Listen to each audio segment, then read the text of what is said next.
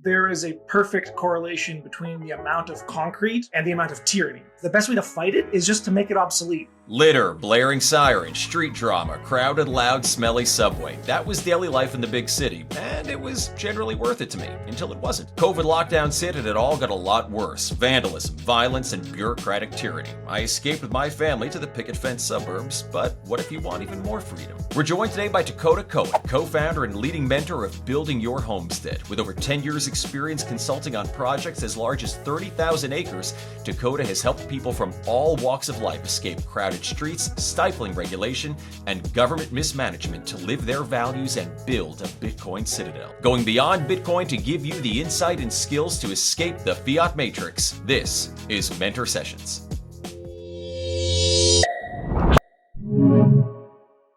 All right. Good morning, Takota. Thank you so much for joining us today. We are really excited to get into it and talk all about kind of building our own citadel and homesteading. But even before we dive into that, I heard that you had a really interesting kind of orange-pilled story. So could you maybe kick us off and tell us, like, who was it that orange-pilled you? Who got you into Bitcoin and what happened there? Yeah, absolutely. So I was, in a roundabout way, orange-pilled by the co-founder of Ethereum, Joseph Lubin. So it was back in 2020, a colleague of mine and I were approached to buy, Joseph Lubin to do some consulting for, building his homestead. And through that process, he really liked us and kind of had more conversation. He really liked our vision about kind of basically building this decentralized, world. And he seemed to be very freedom oriented. We ended up starting a company with him. And through that process of, our vision statement was to create a new currency that would liberate humanity from the decay of our legacy financial systems while regenerating Earth's ecosystem. So it was this whole idea where we were going to find a way to monetize the regeneration of agricultural land, basically using satellites and all this kind of stuff. And sounded like just this incredible, this is my dream job. I was working on big aspirations. Big aspiration. Like, this is what I was born to do. So we were working on like a 30,000 acre ranch, which was our kind of flagship project. And we were going to be training consultants and doing courses and all this stuff. And then around that time, he was like, okay, well, how do we build this cryptocurrency? This, at the time, I had no idea that there was a difference between Bitcoin and crypto. I was pretty new to it. Although before I started the company, I asked him one question, which was, how can we make sure that we don't just swap corrupt bureaucrats for corrupt technocrats?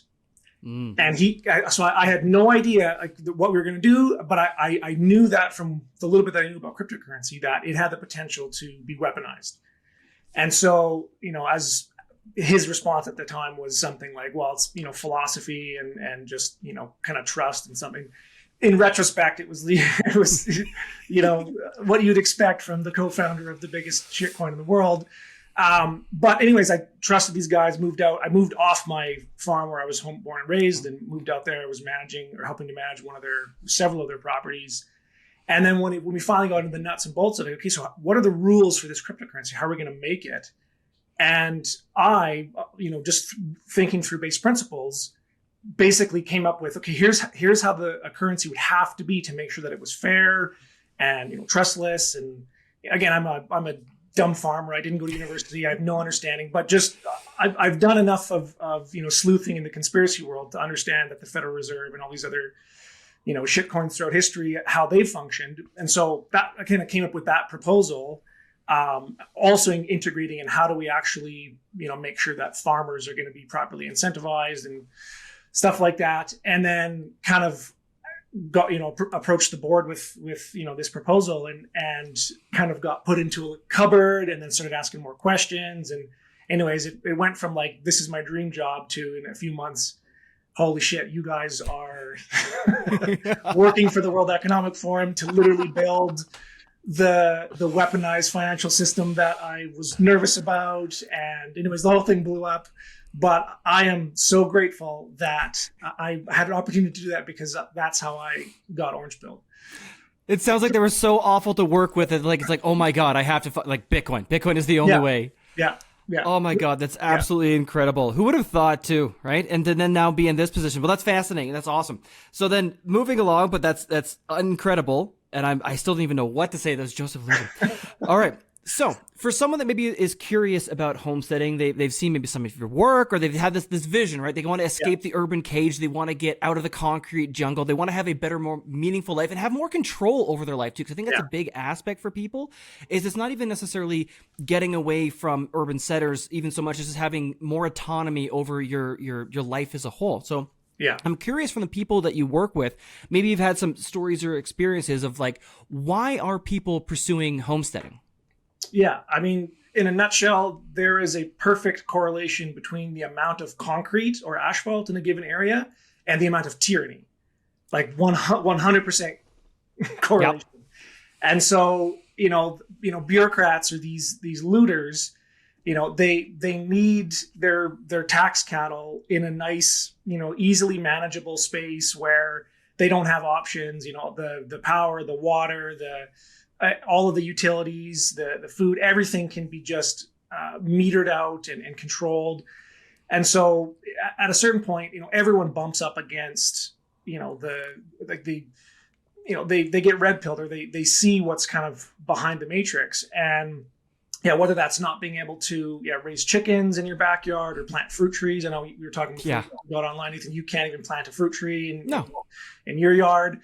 Or like literally rainwater. I've an old colleague of mine literally had to go before the court because he got caught harvesting rainwater in Calgary, and it turns out the pipes in your house, they don't even belong to you. They brought him into court over rainwater. Yeah.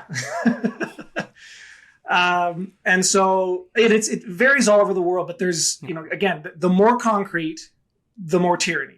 And the less concrete or less asphalt, the less tyranny. And like we still, even though I'm out in, I'm 2 hours from the nearest city, or large city, we still are. It's getting worse. Like the bureaucracy is slowly spreading. And like literally, like my county, which again, we're in the middle of central Alberta, like probably one of the most conservative places in the world. Like our county is sending out like notifications that just read like the World Economic Forum or the SDG. Sustainable Development Goals, like blueprints, like this agenda, whatever it is, Agenda 2030, is literally infiltrating all aspects of our lives. It's starting in the cities, these 15-minute cities, but it's starting to spread. And so a lot of people woke up during COVID where they realized, holy crap, I don't even have autonomy over my own body, let alone, my own backyard. And so we've seen a huge influx in clients, but even before that, there were signs in the wall that the world was moving towards a more totalitarian state, and that my belief is that the way to fight this is not with bullets, ballots, or petitions or pouting. It's by taking responsibility for yourself and your own basic needs and making the system obsolete by becoming a producer. And so that's really what I think, is driving a lot of people to get out of the cities, is because there's lots of people who are waking up to the totalitarian tiptoe that's happening. Yeah. And they're just getting, they're trying to change it in another means. But the homesteading movement is really people who are like, this sucks, I want nothing to do with it, and I'm going to make a difference by changing my own life. Yeah. It really sounds like absolutely just taking complete personal responsibility for everything in your life. If with Bitcoiners are taking responsibility for their money and their value and their future that they're storing away, their economic energy, this is like the other side of the coin. This is actually going ahead and building the Citadel. And before we kind of pursue that a little bit too, I'm really curious. You talked about the even your county cracking down on you. With what you can share, what are they upset about? Like, what sort of things are they coming in and giving you a hard time about? So our first kind of run-in with them was about 6 or 7 years ago when we were harvesting our own animals on our farm. So like we raise grass-fed beef and milk-fed pork, and we were selling that to consenting adults so that they wanted their animals to be harvested on our farm in a totally stress-free environment, as opposed to transporting them to an abattoir that's an hour or two away. It's terribly stressful on animals. Like for every hour that you have an animal in a trailer, they lose like several percent of their body weight per hour. Like it's like 3 or 4% of it. They can lose hundreds of pounds in a day. Like it's insane how stressful it is. Wow. It changes the taste of the meat, the nutrient density. Like there's tons of research on this. And just if even if you know nothing about, livestock, you can tell that these animals are terrified. They're around strange people. They're in a strange environment. And so, when we started to sell direct to consumer, and we because we had always harvested our own meat on our farm. And so we kind of started engaging with the system and realized this is wrong. This is unethical. It's inefficient. It costs more. It's wasteful. It was hard to even get our own meat back because you're dealing with these large packing plants that are centralized. And sometimes they would just lose half a cow, which is like thousands of dollars. And just like, oops, sorry. Yeah. So anyways, we're like, to hell with that. We've raised our own meat on our farm for years. If you read the law, it's illegal to sell uninspected meat, but you can eat it yourself. And so it's like, great. So I'm going to sell people live animals. I'm going to rent them an acre of my land, and I'm going to raise their animals on my land, and I'm going to sell them live weight. And so they're going to become a producer like me, and that should get around the whole thing. And we did that for several years. Somehow the bureaucrats found out about us. They threatened us with a year in prison or a $10,000 fine. So at the time, I was still had a little bit of status blood in me. So I decided I was going to get a petition together, and we actually got the law changed. Oh, good for you. But now the law is like, it's getting worse again. And so now they want to come and do inspections. They want to test our well water, and they want us to do that. And so they're trying to turn every small farm into a packing plant. So all of these health and food safety laws, their only purpose is to protect the monopoly interest of large corporations like the packing plants or the raw dairies or the dairy board or whatever it is. So because they can't compete on a free market, and they do it under the guise of consumer safety. So that was the first one. And then more recently, just in the last couple of years, it's illegal to grind up grain and put minerals or anything in it and then sell it to someone else without a license from the government. So I can't make chicken feed in Canada without a license from the federal government. What? Yeah. And again, their justification is, well, we have to have traceability. And so you have to keep track of every single sale of every bag of feed for like 7 years. And you have to have, these larger facilities. And again, they're trying to use consumer safety because what if there was an outbreak of something? But they're using that as a way to basically make it impossible for small producers to compete. And so, there's various ways that we've found around that. But it is like, according to the laws that are on the book, at the time that they approached us, without asking a question, without getting a warrant, they could have come on with a SWAT team, taken everything on our farm, and there's nothing we could do. That's how the way that the laws are written right now. They didn't, but they have that power. And if you look at, I think it was like Bill C-293 or whatever, like they're calling it the vegan bill that was just put in 6 months ago or something. Can you expand upon that? I haven't even heard of this vegan bill. Yeah, I can't remember the number, but if you look up the vegan bill, it's like Bill C-293 or something, or 294. Yeah. But basically the next time there's a pandemic, which is defined as however they want to define it, they have preemptively granted themselves the permission to close down anything related with animals. So butchers, abattoirs, transportation, like they can basically just come in and shut down the food system for consumer safety. And so, again, we can see where the world is heading. Some people would say that this is conspiratorial. I don't. That's, to me, it's naive to not be aware that for all of recorded history, there have been various people and groups where their stated purpose has been to control the world. Like they used to do this with pen and paper and pigeons and horses. Now they've got supercomputers and drones and satellites. So it's a lot easier for them now. But I personally do believe that there is a concerted effort to basically turn the world into a gulag, and I want nothing to do with it. That's basically what, I've spent my whole life up to this point, fighting that system. And that's the cool thing about it is the best way to fight it is just to make it obsolete. Have fun, grow food, get more people into it. If you're enjoying this episode with Takota, please do hit that like button. It really does make a difference. And now a quick message from this show's sponsor. Bitcoin gives you back your time, so why not spend it having a blast orange pilling your family and friends with the ultimate Bitcoin board game? Block Hunters is a fast-paced adventure that mirrors how Bitcoin actually works. Anyone from Bitcoin beginner to seasoned hodler can play as one of 10 characters, each highlighting a real-world use case. You'll fill the mempool with transactions, mine like a pro, and fight to fill the block to claim your Bitcoin reward, all while keeping your identity hidden. After all, privacy is important. Block Hunters is a STEM.org authenticated game fostering critical thinking, problem-solving skills, and exploring real-world applications. Turn off the screens and have a 30-minute exciting experience the whole family will enjoy. Remember, Block Hunters isn't just a game. It's your secret weapon to fight misinformation, spark understanding, and lead the charge toward a bright orange future. One play and your friends will be begging to set up a wallet. So what are you waiting for? Grab your copy of Block Hunters today and become the unstoppable Bitcoin evangelist. No preaching required. Head to blockhuntersgame.com by simply scanning the QR code or click the links below. Use promo code BTCMentor for 10% off. It's unbelievable, like the amount of regulatory capture. And you're absolutely right. It's probably from lobbyists for the large centrally controlled food suppliers and aggregate that are lobbying to have these consumer safety laws in place, basically so they can completely wipe out any of the competition if they couldn't already just buy them off to begin with. And the fact I couldn't get this out of my head is like, okay, you're being threatened with SWAT teams in prison for feeding people. That was a crime. That's a crime. I'm going to give you some good food. And that's my slight against humanity. It's not even like a victimless crime. It's the opposite of a victimless crime. It's like humanitarian efforts are being thwarted by what sounds like.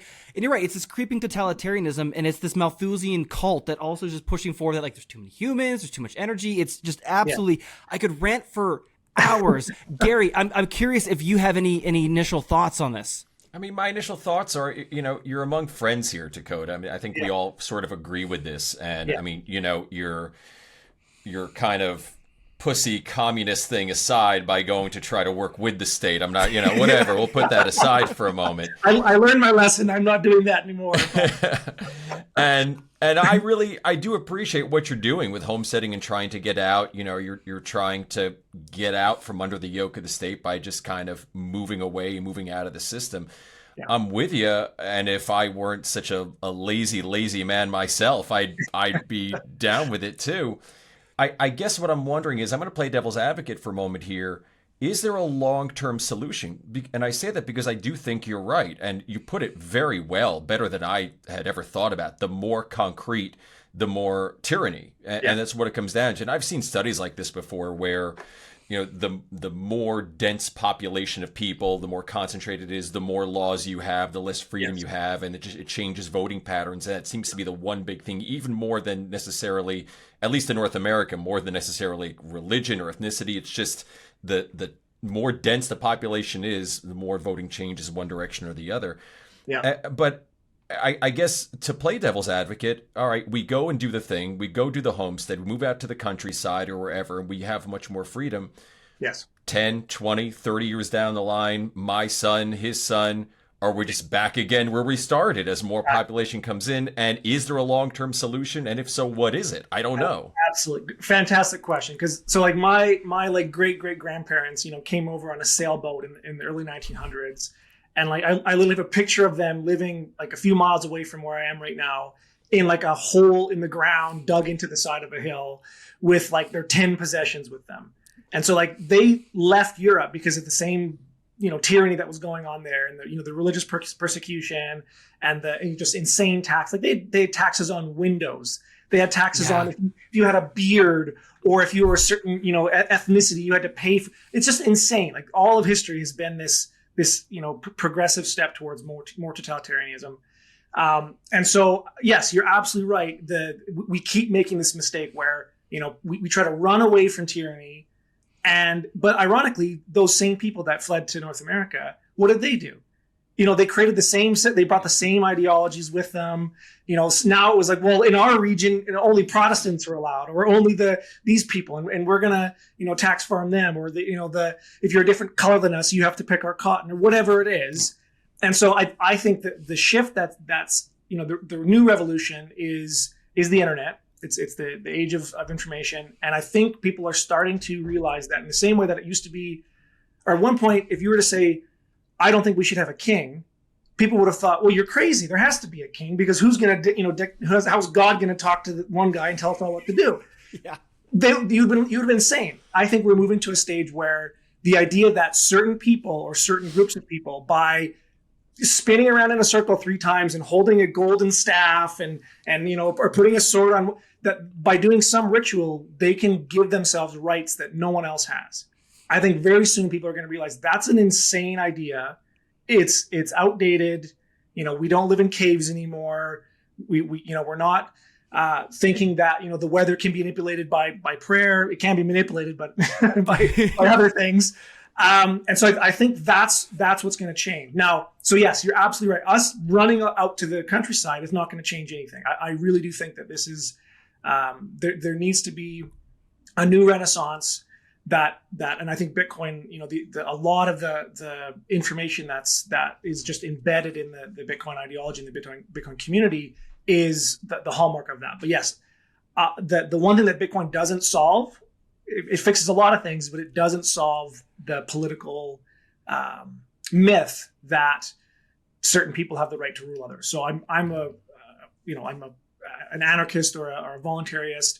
Now, there's lots of problems with that in terms of how do we create that change. But I think the only way is through this slow, decentralized, convincing people to voluntarily walk away from that system until we have ourselves, not even a majority, just like the way I think about it is, like if you become a Jedi, like if you can literally, you're composed, you're educated, you can speak well, you've got FU resources.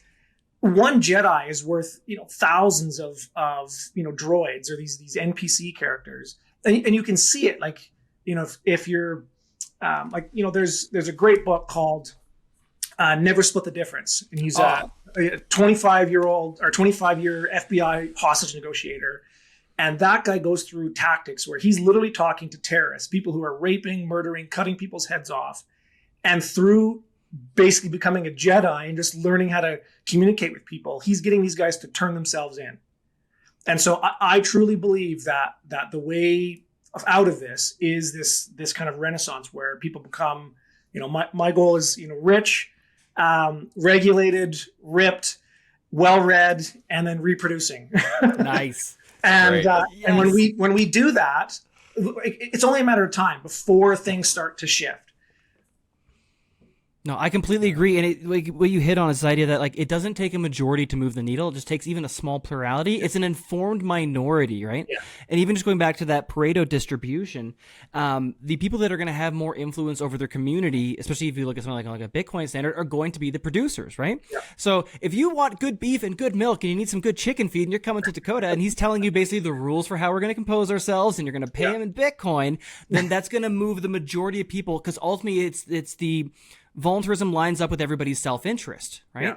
Yeah. And so it'll hopefully progress. But that's a very interesting point. Gary, your thoughts on that?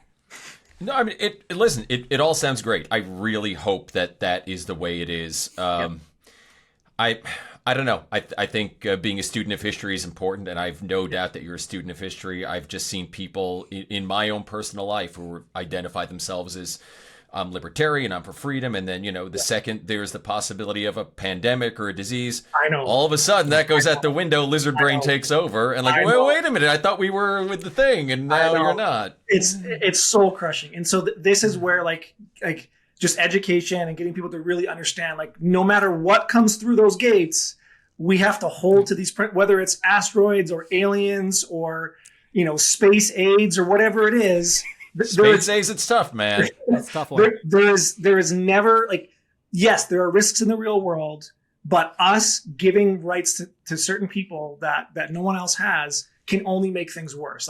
Even if those things are legitimate, which again, I would say that they aren't, because that's just racketeering is how we got into this in the first place. Even if the threat is legitimate, the best way to solve it is in this decentralized, voluntarist manner. And I think that's it, is we just have to hold to those principles. And yeah, maybe a few of us have to get burned at the stake or whatever it is to Can that be you? Because I don't want to do that. I don't either. But I do think that, you look at guys like Martin Luther King or Gandhi, or, these are just individual, and they were flawed. They had their own issues, but they made massive change in their lifetimes. Sadly, they were still statists, and they didn't want freedom. They just wanted their group to have some control.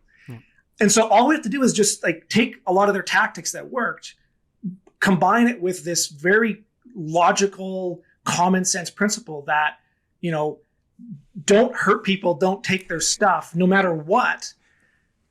And that's it. And we're out of this. And so, but again, when we look at it, there is, the average person has 10,000 hours of state indoctrination. That's how much time you spend in, K to 12. Yep. And if you read, books like Robert Greene's Mastery, how long does it take to become a master at something? 10,000 hours.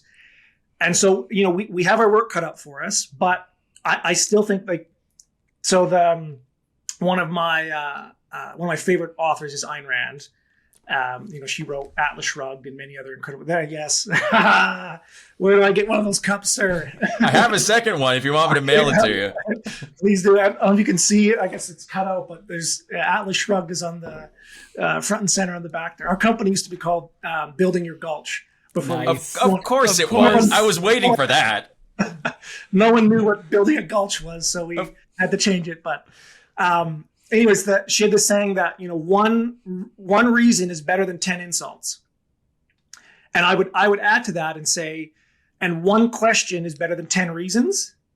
That's that kind of the Jedi trick of just getting someone to introspect. But more than that, one exemplary action is better than 10 questions. And so when there is not a person in this world that could spend a day with me in my homestead, have a meal where everything was made from the farm, like everything, and not be changed. So it's I think that's how the revolution is it's gonna taste better. It's gonna, you're gonna have more free time. You're gonna have more wealth, and we're just gonna be able to convince people through just showing a better way. But we have to hold to our principles.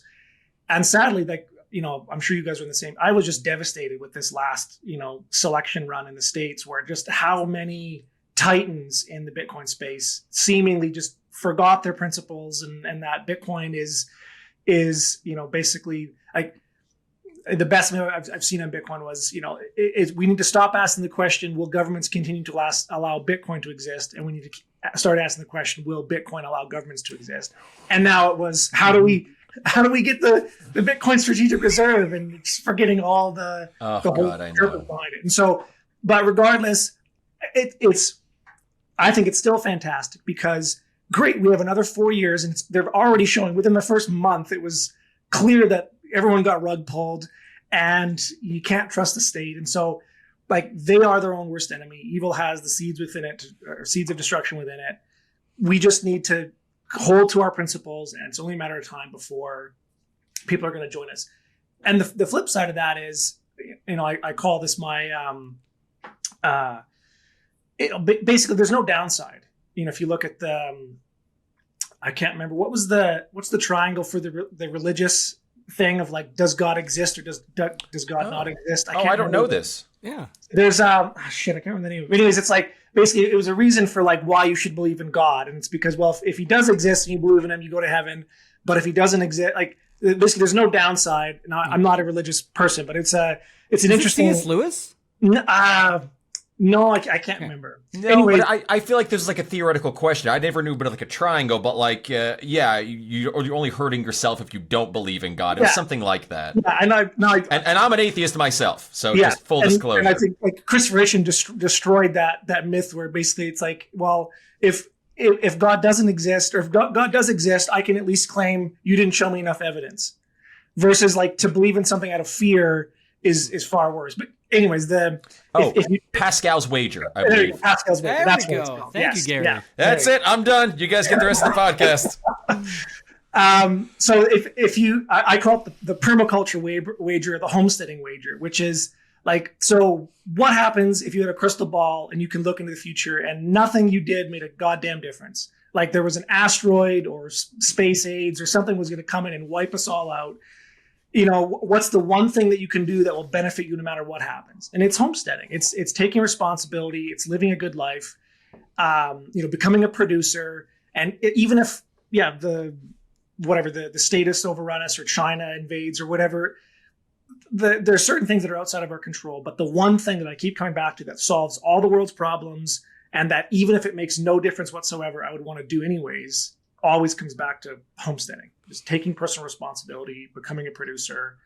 And so that's why I keep landing on this thing, and I haven't found a reason to stop doing it yet.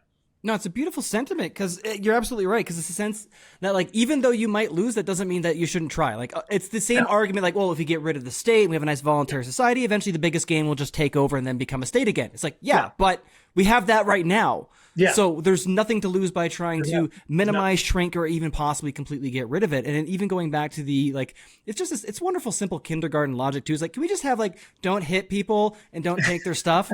And the nice thing is, at least with our savings and with our purchasing power with Bitcoin, we've got the don't take their stuff taken care of, right? Yes. As long as you're properly self-custodying, as long as you've got control over your keys, they can't take that. Now, they can take your farm, they can take your land, and we still have to deal with the violence. And this idea of living by example that you're talking to, I think, is really powerful, because you're right. Nobody hears what you say over what you do. And that really is the biggest thing for pushing these sort of things forward. So with that, Takota, if someone, I've kind of got two questions. One, what is homesteading in the modern age? What does it kind of necessarily look like? Because whenever the word initially comes up, I really just picture, like, going out west and putting up a fence, and this is my plot now, right? I'm going back a couple of years, but I'm curious, what is homesteading in the modern age? And then following from that, how do people get started? What's the initial steps? Yeah. So for me, like, for a lot of people, homesteading is gardening, canning, having chickens, fruit trees in the backyard, making your own soap.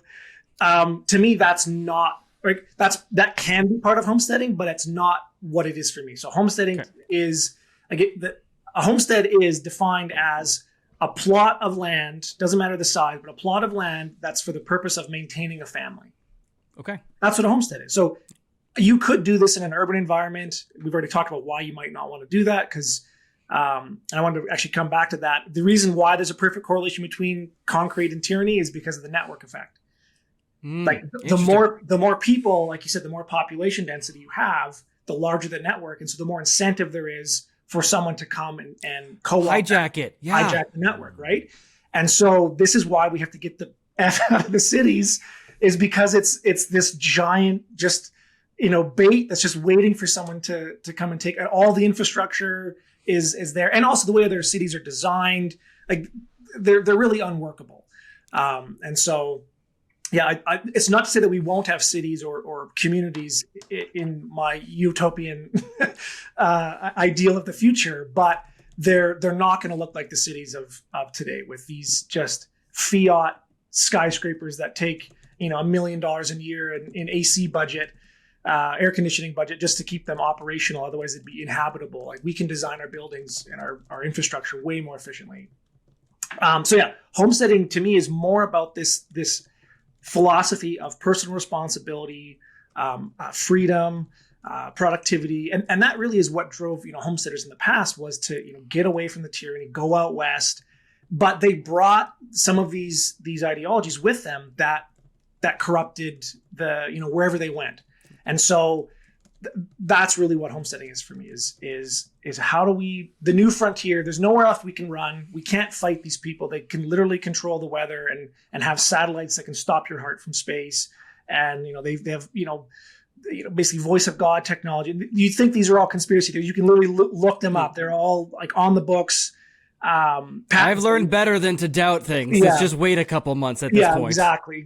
So, like, we can't shoot our way out of this. And even if we did shoot our way out of it, they would there's only two outcomes. They would either use it as a justification to come down with the hand of, do you see these violent people? This is why we need to have more budget for the military. So we just become a justification for more power, or worse, we'd win. But the only way we could win is to become more aggressive and more violent than them. Yeah.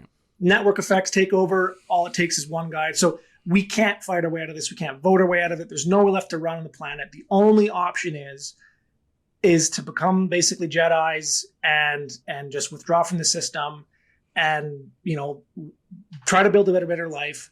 And so that whoever it's the Chinese or our own states that eventually comes, we can use logic and reason to convince them, hey, like, wouldn't you like to live like this too? now again, that seems far-fetched, but I just don't see another option. So for me, that's what homesteading is we, Ayn Rand defined art as a recreation of the world, not as it is, but as it should and could be. And that's what good art does. It pulls something out of people that makes them want to be better than they are. And so that's in essence what I see homesteading is. It is an attempt to recreate the world, however small of a microcosm.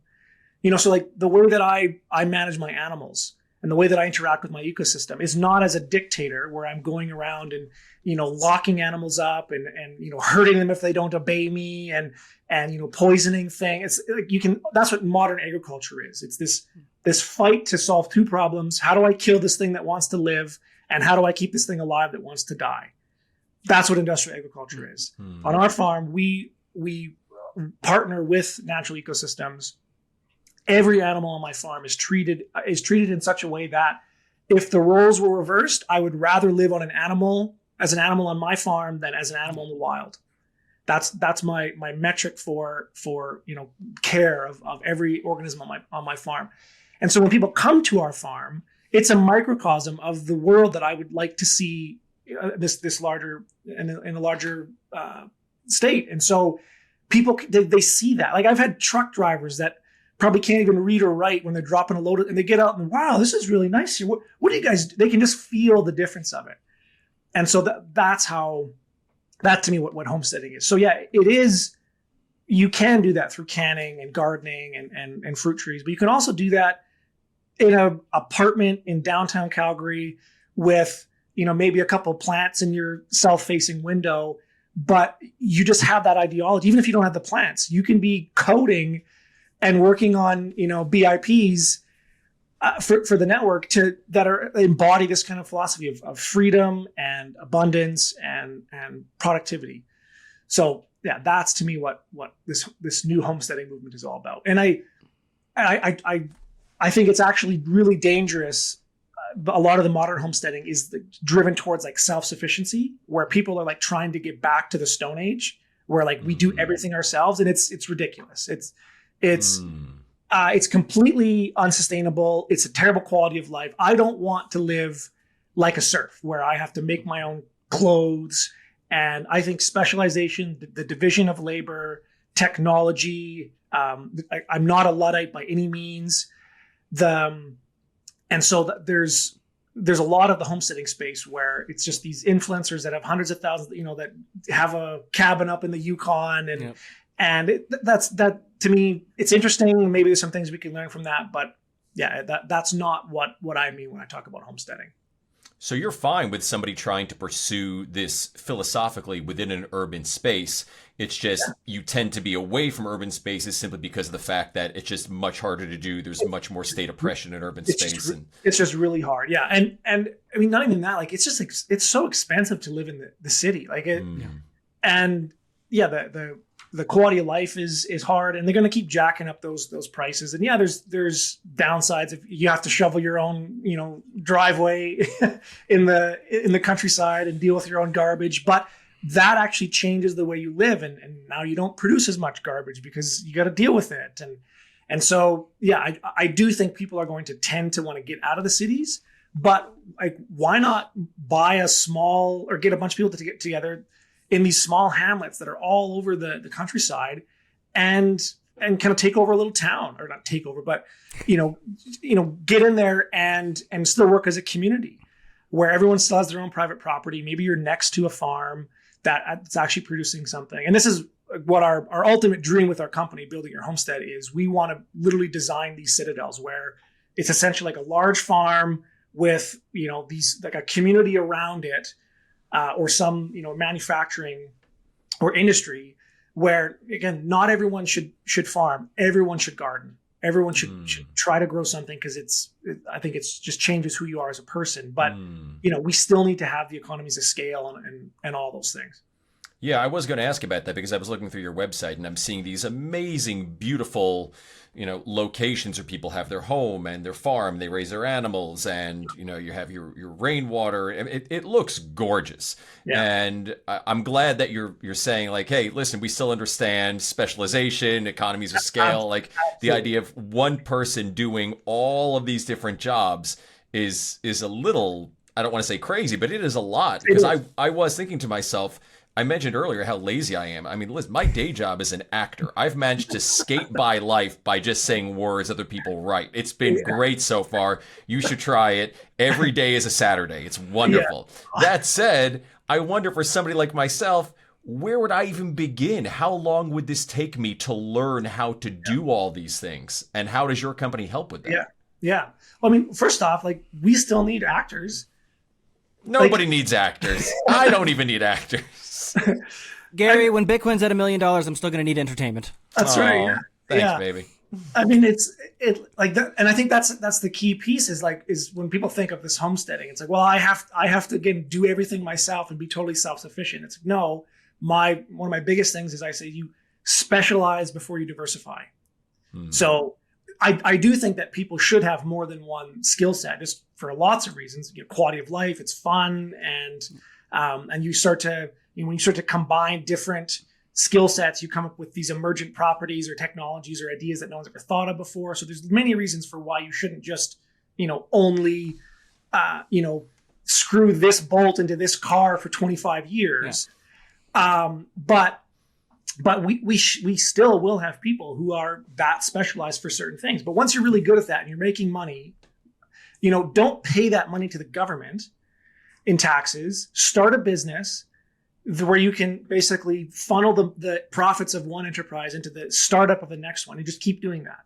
And so, but only when the one thing is optimally scaled and actually profitable. I can't remember where I read it. I think it was one of Murray Rothbard's book, but he talked about like at the turn of in the golden age, at the turn of the 19th century, where like the Industrial Revolution was at its peak before the Fed got brought in. And I've never been able to find the quote, but it was something to the effect of like the optimal size of a factory that they found was like 20 people. I think I read that somewhere. Yeah. And it was just like this like nugget. And I've wanted to find like more work on that, but like working for other companies in the past, I think there's truth to that. And like a lot of these, massive 1,000-person companies where people are, it's just a giant fiat money game where they can sell it to the next big tech company or to the next big tech company. And so like when we think of like the specialization, and like I don't think it's going to be Elon Musk's Tesla factory. I think a lot of that is just fiat bullshit that isn't profitable. It's not efficient. It doesn't actually accomplish what we're trying to do. But it's because there's just a money printer behind it. You can get away with these insane, engineers' wet dreams. And so I really do think that we are going to have factories and technology and specialization, but it's going to look so different than what we're seeing right now. And, the way to, Bitcoin does fix that. When it comes to farms, they are going to be very different than what we are now. I do think that smaller farms, there's Wendell Berry had this idea that there's an eye to acre ratio. And that when that ratio gets too high, so like basically the amount of eyes to the amount of acres. And because, there's another saying that the best fertilizer for a farm is a farmer's footprint. And so it's really true. Like the ability to manage and observe and make subtle changes as a manager on a farm, that is what separates, a good farm from a great farm. And so we will have these smaller, more integrated, more synergistic ecosystems. I've got lots of videos on my YouTube channel where I talk about how, the waste stream of one enterprise literally becomes the product of another ecosystem. There is no pollution in ecosystems because everything becomes used by something else. And so that's the kind of systems that we're designing on farms, and that's our specialty. But beyond that, like this greater vision that I see is really this decentralized freedom movement that we want to play our small role in basically designing the perfect agricultural systems. But there's going to be manufacturing and appropriate scale technologies plugged into that as well. Are you still keeping your Bitcoin on the exchange? Are you confident in your current Bitcoin setup? At Bitcoin Mentor, we've helped hundreds of people level up their security and fast-track their Bitcoin understanding. If you find that you simply don't have time to go through all the tutorials, the books, and the guides, you can book a free strategy session with me by simply scanning the QR code or clicking the link in the description down below. Discover how Ben, Gary, myself, the entire expert team at Bitcoin Mentor can help you accelerate your Bitcoin journey. Simply scan the QR code or head to bitcoinmentor.io to learn more about how we can help you. So, if I wanted to come up and set up a plot next to you, and I have no farming experience, I have not farming experience, some rural experience, let's just say. But if I wanted to come and get set up next to you and begin my own little farm, what are the first systems that I need to start working on? Like, I imagine, like, hey, first things first is we're going to need to, one, build shelter and tap into a well. Yeah. And then beyond that, where would be the first place to start? Am I maybe going for the garden? Am I going for, maybe some small livestock? Tell me, how do I get going and start building my skills and building out? Yeah. So the first thing I do with all my clients is we clarify their vision, values, and resources. So what do you want? What do you have? And what's right? And for a lot of people, they shouldn't start a farm. And they, beyond, starting a garden or something like that. Yeah, you can garden, but they shouldn't try to make their living producing food for other people. So the analogy that I give is like farming is really sexy right now. Like it's becoming like the new niche thing. Like it's like celebrity chefs were kind of like 10 years ago. That's the new thing. But like thinking that someone could become a farmer just like, in a year or two is like the same as if you were to watch all the seasons of Grey's Anatomy and then think you could become a doctor and like do brain surgery or heart surgery. Like farming is an incredibly complex, multifaceted approach. And so you would never, even if you want to become a brain surgeon, you don't start by cutting open people's heads. There's a lot of, foundational skills that probably take a decade before you actually get to cutting.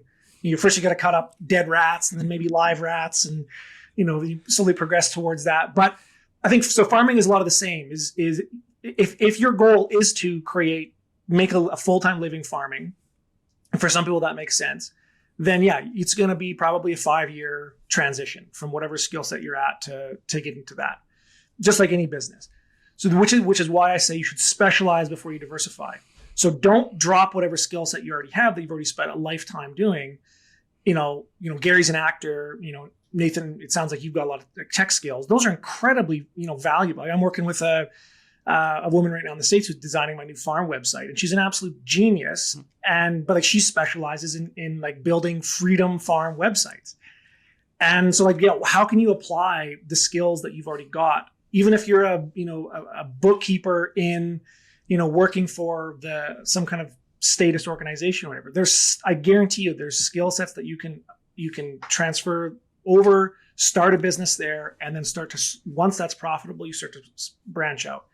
And so, yes, once you get to the first stage of, okay, I'm ready to actually move out, buy some land, get things going, then, yeah, we have a whole process for that. It starts with water, access, structures, fencing, flora, fauna, business, technology, and soil. We call that our order of operations because the things at the top are harder to change than the things at the bottom. Mm-hmm.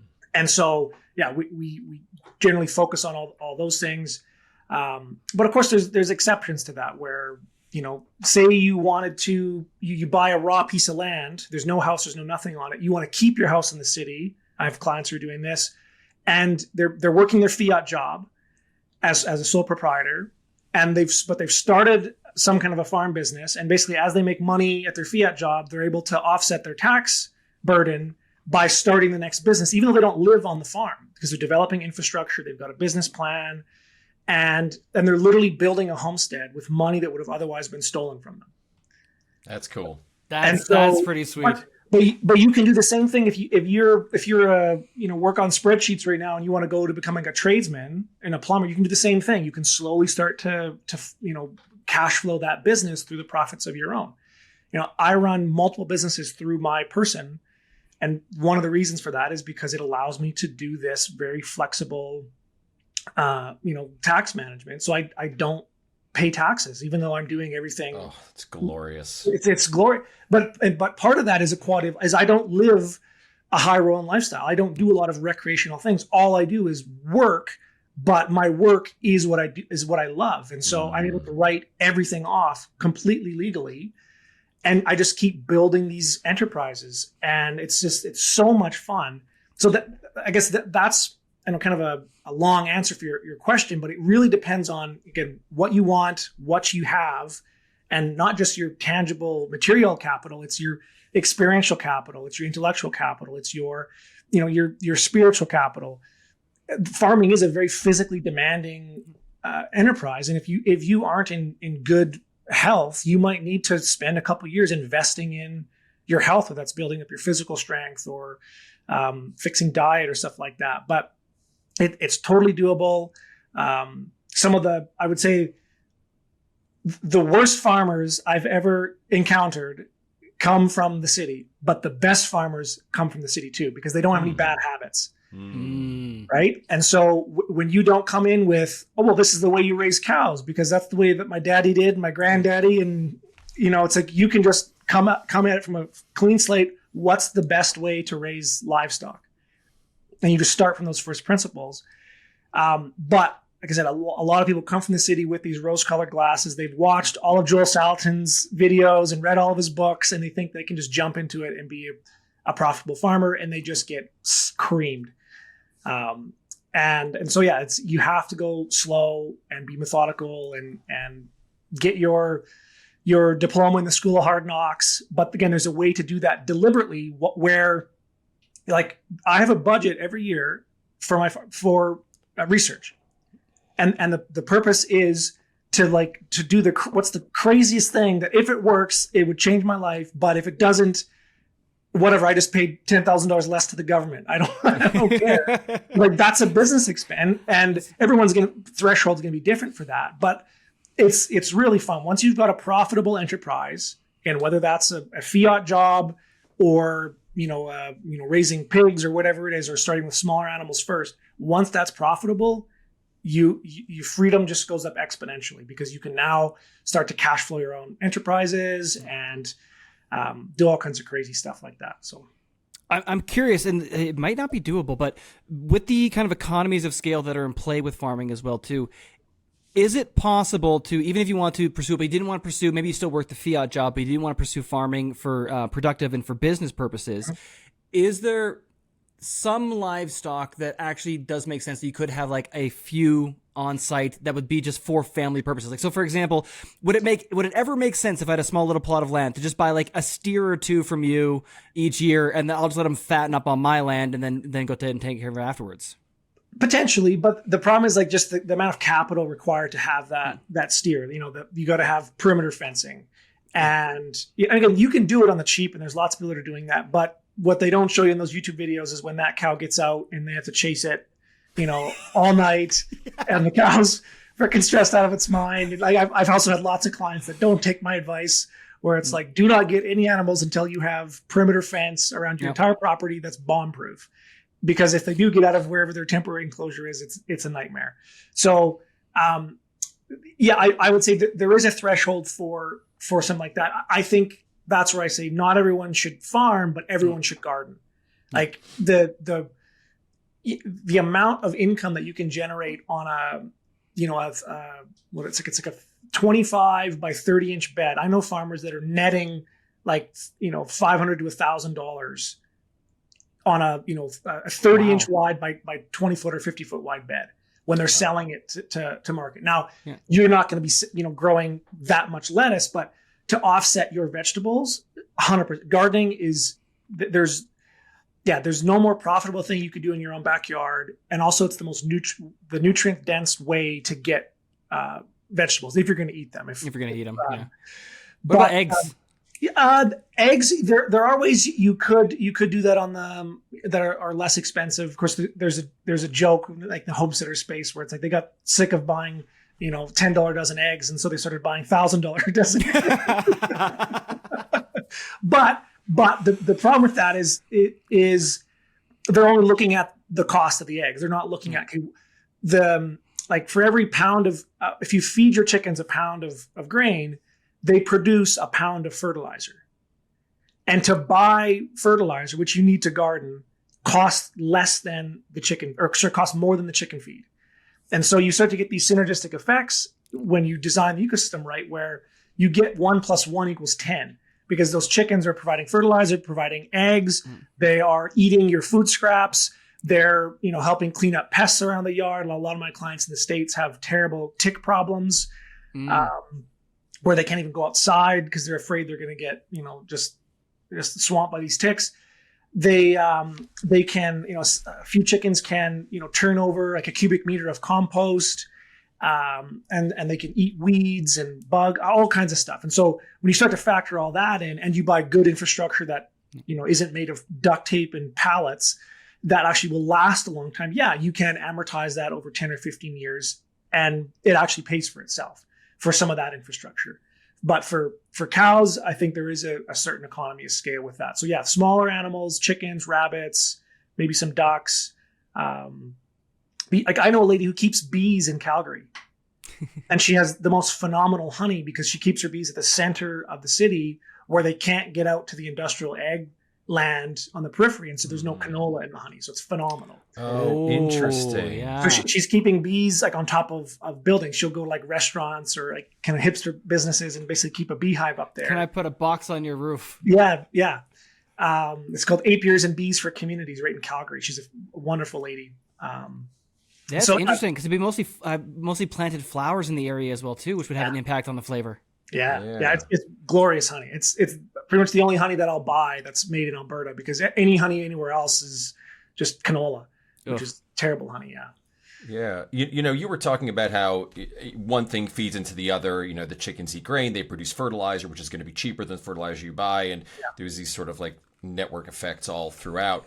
And it all sounds great. And, we're talking here, I think we're all pretty similar politically, philosophically. We're coming from a certain perspective. But it sounds like that's something you could market to people who are very much environmentalists, conservationists, who may not necessarily share some similar politics. And I guess I'm wondering, do you try marketing to sort of different groups of people in that respect? And do you find some of your clients or maybe, I don't know, sort of libertarian ANCAP types, but also you're going to find the hippy dippy types? Is it a mix? Just curious. Yeah. It is a mix, although like over the years, our clients have kind of self-filtered because I am vocal about what my values are. And so, the customers that don't resonate with that or see me as a danger to their health will just, self-select out. But there are lots of my customers, I'm sure, that we wouldn't align 100% on, but that doesn't, I think the core value is, this freedom and a deep understanding that our well-being is dependent upon the well-being of our ecosystems. And so it's not like, because there's environmentalists who are like, kill all the people and lock them in smart cities. Sure. Yeah. Those are definitely not my clients. But then there's other people who realize, hey, like I want my kids to have, a place to actually go out and catch butterflies. And so therefore I'm going to buy food from a farm that doesn't use chemicals. Yeah. And so, those are the people that I'm attracting. That's great. And, we've got a phenomenal customer base. And I would say, like, if someone is interested in starting, a farm business like this, it seems really daunting until you realize all you need is like 30 to 50 families that you are friends with that buy, a half pig and a quarter of beef every year for the rest of their lives. That's it. You don't need a lot of customers. And so, like, back in the early 1900s, like I think it was 1930s when there was a census, a third of the population in Canada was involved in agriculture. Now it's less than 3%. And now basically a third or more of the population in Canada is involved in some way, shape, or form in the bureaucracy. So we've done this complete switch, right? Into the euphemism of the public sector. And so there is a massive, we need a lot more farmers. And even if you think about that, like one person can feed 3 people. That's nothing. Like our farm feeds hundreds of people, and we're not even a large farm, and we're not even as, integrated and profitable and productive as we could be, because we're still trying to regenerate our ecosystems. And I'm kind of a mad scientist that spends too much time, thinking of new experiments rather than producing, focusing on production for its own sake.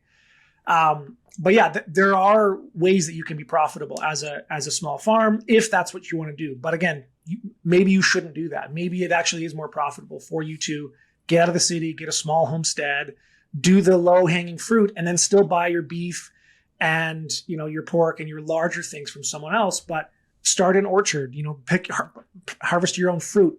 We have like 15 different kinds of berries that we grow on our farm. And they're phenomenal. Like, it's eating like sour Skittles. Like, they're just, the flavors are out of this world. I planted a massive experimental orchard last year where I basically got, dozens of different varieties of apples and pears and plums just to see what's going to grow. Yeah. Right. That can be a business expense. That's a research orchard that someone could put in with money that's otherwise stolen from them. So yeah, I do think there's many ways that you can get involved in this homesteading space, but it doesn't have to look like, again, making your own soap and going back to the Stone Age. That's absolutely wonderful. Thank you, Takota. And I really like this idea of like, don't pay taxes, plant trees. It's just experiment trees. Go ahead and do it. It's wonderful. I have so many experiments now. That's another thing I would say is so I've never voted in my life, but every time there's a voting, whatever election, whether it's local or provincial or federal, on that day I go out and plant trees. Oh, nice. That's great. As a way to market of like, I'm putting this oak tree or this black walnut or this apple tree in. And I really do think that there's another saying that's like, societies become great when old men and women plant trees under whose shade they will never sit. And that's a big part of what drives me, is this idea that, that oak tree I just put in the ground is not for me. It's for my grandkids. That's wonderful. Takota, it also sounds like every single homestead community could use one good accountant, based on what you're saying. Yes. Yeah. Like my farm accountant is one of the, most valuable relationships that I have. And he's a freedom-minded individual. And again, we're not breaking any, like there's very elaborate, tax evasion schemes out there that I don't agree with, that are, basically I think they're scams. But I'm literally I'm just running a business. And you only pay taxes on your profit as a sole proprietor. I don't know what it's like if you're doing incorporated stuff, because I've never done that. But yeah, when I was working for the Joe Lubin there, I was making a lot of money, and all that money, as much of it as I could, got funneled into my farm, even though that was a fiat job. That's great. That's man. incredible. Yeah. Beautiful, Takota. Well, thank you so much for sitting down and talking with us today. Where can people go to learn more about you, your business, and everything you guys are doing? Yeah, so our website is buildingyourhomestead.com. And our vision is to help homesteaders everywhere to buy, design, develop, and manage land. And we do that through one-on-one mentorship. So we really like to work with people in a close environment. We're not doing courses and kind of group coaching. We want to do that one-on-one mentorship, so that if someone does want to move towards that, there's good, fast, and there's cheap. And so we're trying to focus right now on people who want good and fast. And so it's not necessarily affordable for everyone, but for those people that have the resources, that want to get started on their Citadel, that's the kind of clientele that we're working for. If you enjoyed this episode, please do like, share, and subscribe. And check out the previous episode on personal security for Bitcoiners above.